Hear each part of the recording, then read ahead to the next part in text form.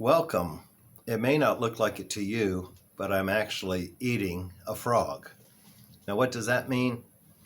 As Brian Tracy put it in his book, Eat That Frog, it basically means you're doing the most important thing to move your future self forward first thing in the morning. And you do that before you get distracted on things like internet, email, Facebook, etc.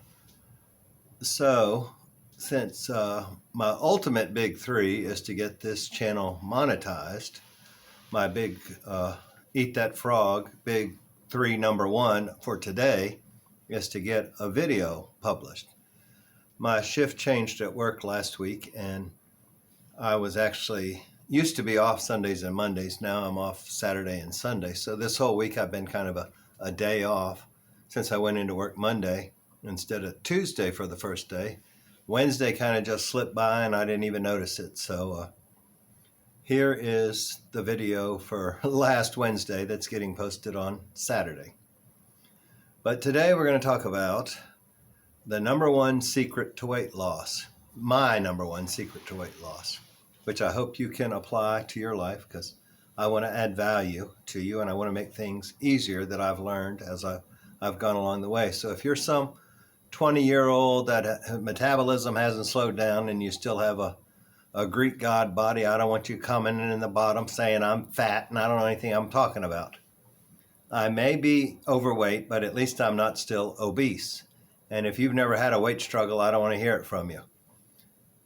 I have taken 6 years since the stroke, and I can now say that I am healthier than the day I had the stroke, and my chance of having another one has been incredibly reduced because I have done the research and I have applied the principles. And yes, even though I'm still considered overweight, I am down 50 pounds from where I started, or approximately 50 pounds. There will definitely be a video about when I hit the 50-pound mark. But this past week I got a, what do they call it? Continuous glucose monitor. So I've been experimenting, as any scientist would do this week, about how what I put in my mouth affects my blood glucose. And so I have been a little bit higher on the carbs this week than usual. I stay transparent with you. There's no hidden agendas here. I just want to share what I know and hopefully add some value to you in your weight loss and health journey. So what is the secret to weight loss? The number one secret? Well, there's probably 3 or maybe 5 points. I'll probably give you 3 and then maybe a bonus or 2 if I can remember what I want to say. But it kind of all goes under the umbrella of that you have to forget everything you've ever learned about the titles healthy eating or what's healthy for you, and anything you've ever learned about weight loss and metabolism. Because most of it is inaccurate.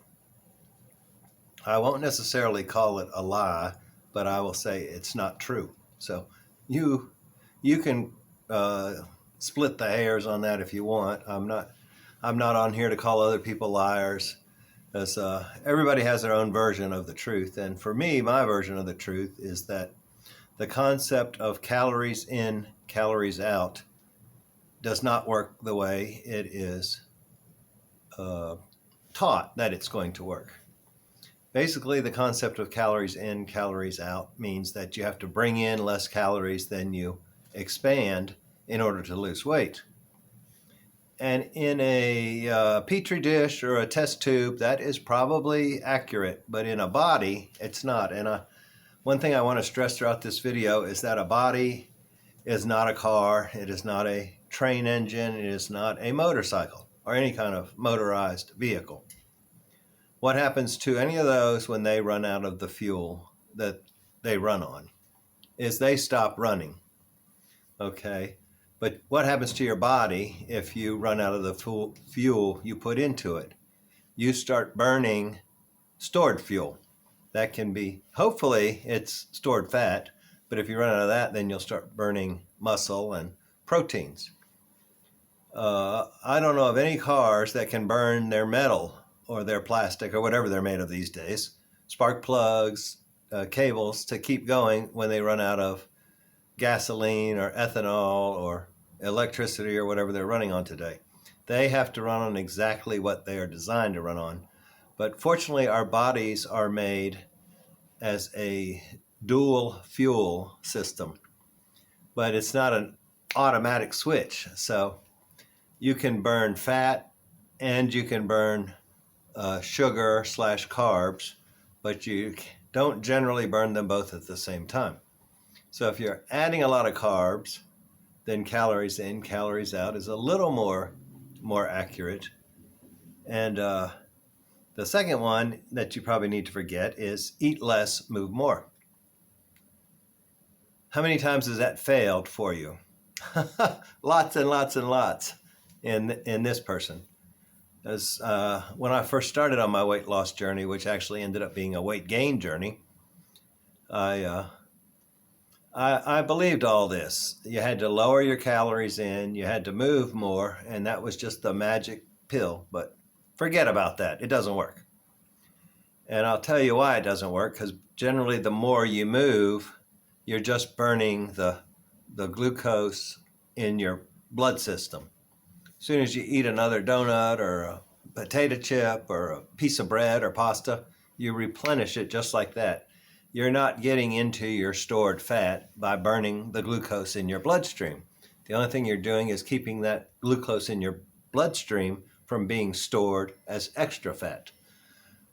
So starving yourself, here again, we're not like a furnace or a car.